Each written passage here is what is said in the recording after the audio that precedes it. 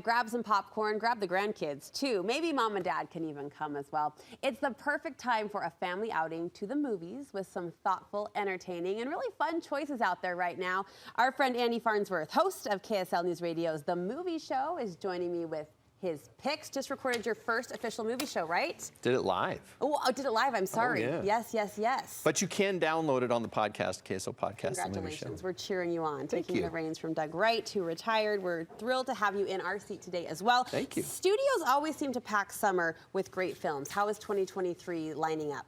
Well, box office-wise, it's doing okay. It's just a little bit off of last year. Quality-wise, I guess that's always in the eye of the beholder, right? Sure. So I think they've got some good quality stuff this year.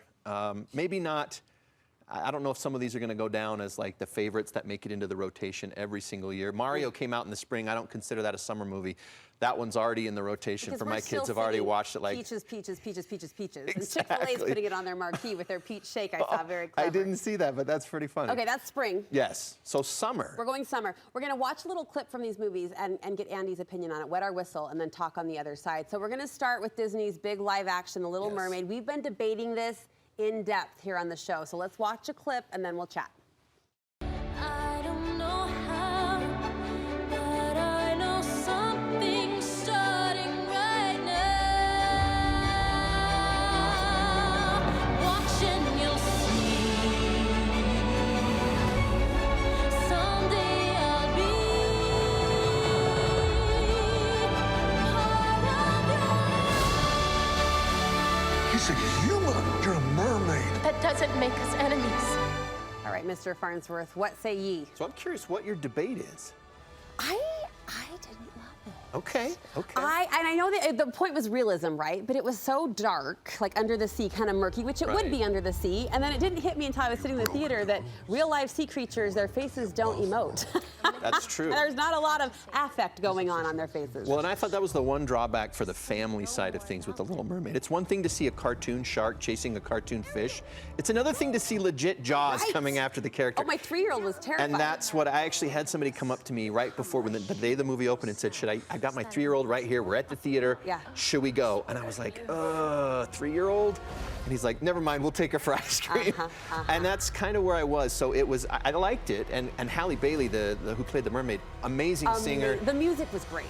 But you're right. I mean, the challenge was going to be for our generation to not see it as the cartoon. To not expect the red hair. We didn't want to see, we wanted to see Flounder be giant and fat. We didn't want to see him like be a skinny fish. That's just our own expectations. But the younger, maybe the 10-year-olds who were not scared of the shark, but then this could kind of be their Little Mermaid. So I will say my 2-year-old Penny Lane has not stopped singing Scuttlebutt. It's the cutest thing in the whole wide world. That's a good song. It's a Jamaican rap. It's, anyway, really fun. All right, really curious to know, we haven't seen this one yet. What about Pixar's summer movie Elemental? Let's watch and then talk.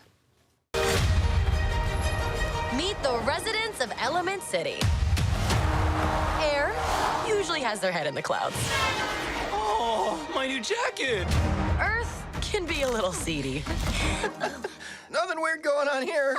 just a little pruning. Water is always getting into something.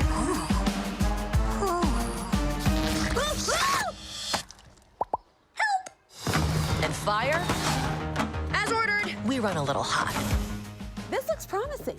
it is. It's actually the immigrant story. I think the problem that it hasn't really done that well at the box office. It's from DreamWorks that made Shrek, so they kind of know how to make an animated movie. But for this one, the problem is just it looks a lot like Inside Out, and for a lot of people watching it, that's kind of what they. This is an Inside Out, but it's color-wise, there's just a lot of similar schemes. And the other drawback, and this is a reason to go see the movie, but there's a short for from Up that they played before the movie. That's Carl's first date. No! Yes. Carl has a date? Carl's first, and that's what I'm saying. The reaction you just had right there, just to hearing about it, you feel that emotion from that movie, and then you have to watch Elemental afterwards, and nothing in Elemental lives up to that feeling that you have before the movie starts. So you're saying see it for the short. See it for the short. All right, Ruby Gillman, Teenager Kraken. Let's watch Teenage Kraken. Oh, thank you, Teenage Kraken. The women in our family have the mighty power to turn into giant kraken. What now? Ruby, you're a princess. Address the crowd. I think I am having a panic attack. It's time to go We're still on for our tutoring session later, right? Oh. Anything for my algebra? You're what now? I mean, bro. Algebro. Like, you're my brother. You're my math brother. You know, I think I like the first one better. What do you think, Oh, Annie? algebra. What do you think?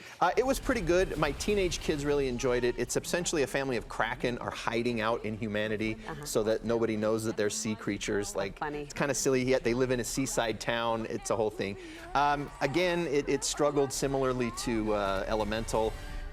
For some reason, the animated movies after Mario just haven't really caught on this year. I enjoyed it, but it's not something that's so memorable that you should maybe hurry to go see Kind of it. feels like Luca again. There's a little bit of that. All right, There's all a right. little bit of that. That's a good point. Let's go rapid fire through these final two. Your recommendations Okay. aren't in theaters, but you can rent them. Are You There, God? It's Me, Margaret. Did you see this I one? haven't yet. Oh, it is so good. Is it good? It's one of the most like emotionally. It's just a sweet film. It's based on the children's book by Judy Blume. Right. A whole generation grew up reading, and they are so faithful to the adaptation that I read the book earlier this year, because I knew the movie was coming out, Yeah. and I thought there's no way they're going to put this in the movie, and they sure did. Oh, good for them. But again, it's one that maybe from your 9-year-olds and up. But there's not a girl over probably 12 that won't relate or laugh, and it's just a sweet movie. It's really well done. I can't wait to see it. And finally, give us 20 seconds on this one, a PG-13 movie called About My Father. And this is one that came out at the same time as another big blockbuster, so it kind of got swept under the carpet. It's Sebastian Maniscalco, who's a comedian, and Robert De Niro. Oh, yeah. And they're these two Italian guys, and Sebastian's dating a rich girl, and they go to her rich family getaway on the 4th of July.